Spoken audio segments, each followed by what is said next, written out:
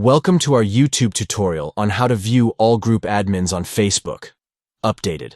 If you've been wondering how to check out all the admins of a Facebook group, you're in the right place. Let's go through the steps together. Step 1.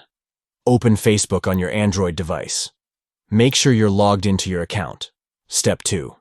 Navigate to the desired group that you want to view the admins of and open it. Step 3. Tap on the group name at the top of the screen.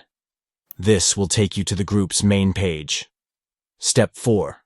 Look for the Members section and tap on See All next to it.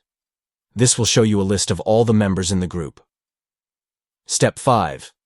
Under the Group Admins and Moderators section, tap on See All to view a list of all the admins of the group.